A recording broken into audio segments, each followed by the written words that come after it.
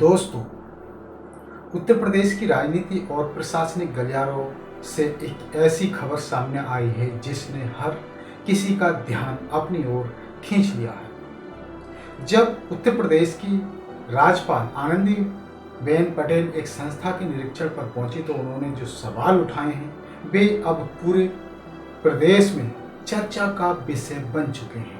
निरीक्षण के दौरान उन्होंने भोजन व्यवस्था, साफ सफाई, छात्रावास की स्थिति और प्रशासनिक लापरवाही को लेकर अधिकारियों से तीखे सवाल किए। सबसे ज्यादा चर्चा उनके उस सवाल की हुई जिसमें उन्होंने पूछा कि जब सामान्य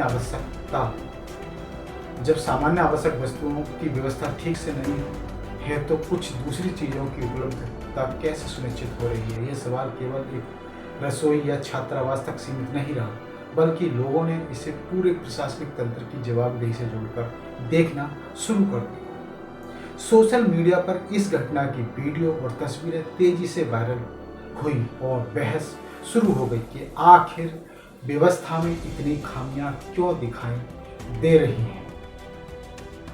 राज्यपाल के निरीक्षण के दौरान उन्होंने अधिकारियों से स्पष्ट शब्दों में कहा कि किसी भी शैक्षणिक संस्थान का पहला दायित्व विद्यार्थियों को सुरक्षित, स्वच्छ और सम्मानजनक वातावरण उपलब्ध कराना है। उन्होंने भोजन की गुणवत्ता, साफ सफाई, छात्रों की मूलभूत सुविधाओं और प्रशासनिक निगरानी पर सवाल उठाए।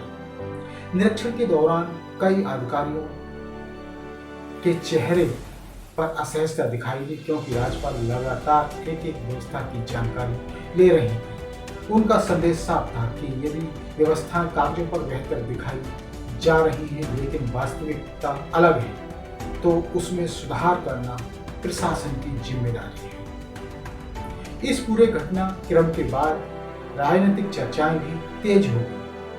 कुछ लोगों ने इसे प्रशासनिक जवाबदेही सुनिश्चित करने की एक मजबूत पहल बताई, जबकि कुछ राजनीतिक विश्लेषकों ने कहा कि राज्यपाल की सख्त टिप्पणियों ने व्यवस्था की कमियों को सार्वजनिक चर्चा का विषय बना दिया।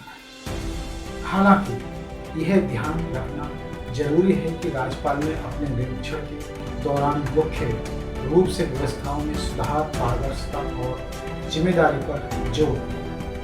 इसलिए इस घटना को तथ्यों के आधार पर समझना ठीक उचित है, न कि केवल राजनीतिक नारों के माध्यम से। सबसे महत्वपूर्ण बात यह रही कि राज्यपाल ने केवल सवाल ही नहीं उठाई बल्कि अधिकारियों को स्पष्ट निर्देश भी दिए कि छात्रों से जुड़ी किसी भी सुविधा में लापरवाही स्वीकार नहीं की जाएगी। उन्होंने कहा कि शिक्षा संस्थानों में रहने वाले विद्यार्थियों का स्वास्थ्य, सुरक्षा और सम्मान सर्वोच्च प्राथमिकता होनी चाहिए। यदि भोजन की गुणवत्ता खराब है, साफ सफाई में कमी है या छात्रावास की व्यवस्था संतोषजनक नहीं है तो उसकी जिम्मेदारी संबंधित अधिकारियों की होगी। यह संदेश प्रशासनिक जवाबदेही को लेकर काफी स्पष्ट माना जा रहा है। इस घटना के बाद सोशल मीडिया पर लोगों की प्रतिक्रियाएं तेजी से सामने आई। कई लोगों ने कहा कि इस तरह की औचक निरीक्षण नियमित होने चाहिए ताकि वास्तविक स्थिति सामने आ सके। वहीं कुछ लोगों ने यह भी कहा कि यदि हर सरकारी संस्था में इस तरह जवाबदेही तय हो तो व्यवस्थाओं में काफी सुधार संभव है। दूसरी ओर कुछ राजनीतिक प्रतिक्रियाओं में इस पूरे घटनाक्रम को अलग अलग नजरिए से प्रस्तुत किया, लेकिन आधिकारिक तौर पर यह निरीक्षण व्यवस्थाओं की समीक्षा और सुधार के उद्देश्य से किया गया।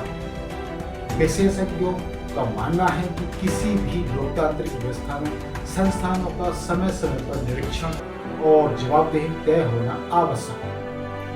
इससे न केवल अधिकारियों की जिम्मेदारी बढ़ती है बल्कि आम जनता का भरोसा भी मजबूत होता है।